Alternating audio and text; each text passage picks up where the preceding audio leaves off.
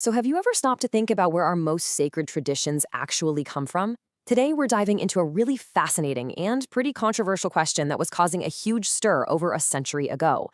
Is the Christian Eucharist a totally unique sacrament, or was it maybe inspired by the pagan mystery religions of the ancient world? Let's get into it. So, where did this whole idea even come from? Well, this quote right here, which is pretty much the accusation in a nutshell, isn't from some obscure scholar. It's from a novel written in 1913 by Winston Churchill. Yep, that Winston Churchill. And that just tells you how mainstream this idea had become, that Christian rituals were basically just a rebranding of much older pagan practices. And that really brings us to the heart of our investigation today. Is the Eucharist an ancient, original tradition, or is it a copy of something that came before? To figure this out, we're going to follow the evidence, step by step, just as one scholar did when he decided to tackle this question head-on right in the middle of all this debate. Okay, to really wrap our heads around this, we need to do a little time traveling. Let's go back to the early 1900s. What was in the air that made this such a fiery topic? Let's set the scene by turning to our primary source for this whole explainer. And here it is. This book, The Christian Eucharist and the Pagan Cults, published in 1914, is going to be our guide.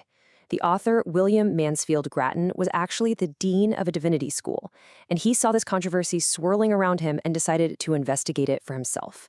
So for the rest of our time, we're basically going to be looking over his shoulder as he builds his case.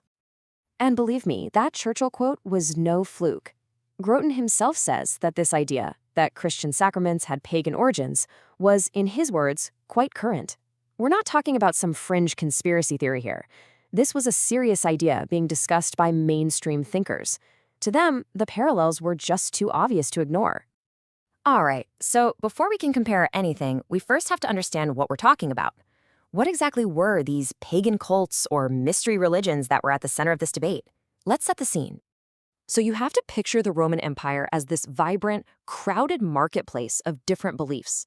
Sure, you had the official gods of the state, but you also had all these private religious societies, the mystery religions. Think of them as exclusive clubs. Each one was focused on a specific deity, like Mithras or Attis, and they promised their members a deep, personal, and secret connection to the divine through these really intense initiation rituals. Okay, so let's dig into the first piece of evidence that Grattan examines, and it's the most obvious point of comparison, the sacred meals that were a huge part of these ancient cults. Now, the very first thing Grattan points out is that the idea of a sacred meal, well, it wasn't new at all. In fact, he calls it one of the weightiest institutions of ancient religion. The act of sharing food and drink as a religious offering goes way, way back, deep into primitive human history, long before Christianity or these specific Roman cults even existed. And just look at the variety here. The offerings were made from all kinds of everyday things. You've got meal, salt, bread, meat, honey, milk, oil, wine, you name it. And why? Well, as Grattan explains, the basic idea in many of these ancient beliefs was that the gods actually needed nourishment, just like humans do. So the offerings were quite literally a meal for the gods. All right, so that's the pagan side of things, a widespread ancient tradition with a lot of variety. Now let's flip the coin and see how Grattan lays out the other side of the story, the early Christian Eucharist. Grattan's whole strategy here is to draw a sharp contrast. He moves from the general, diverse world of pagan meals to the very, very specific origins of the Eucharist. To do that, he goes right back to the source code, the accounts in the New Testament, and the known practices of the very first Christians.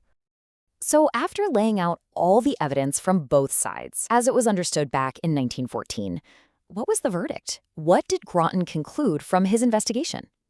And this is really the core of his entire argument. He basically says, look, on the surface, they might seem similar, but if you dig deeper, they are fundamentally different things. The pagan meals were often about literally feeding the gods. The Eucharist, that was about commemoration, remembering a very specific event and having communion with God.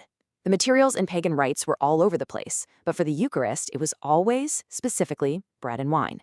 One was a widespread type of ritual, the other, he argues, was tied to one single historical moment.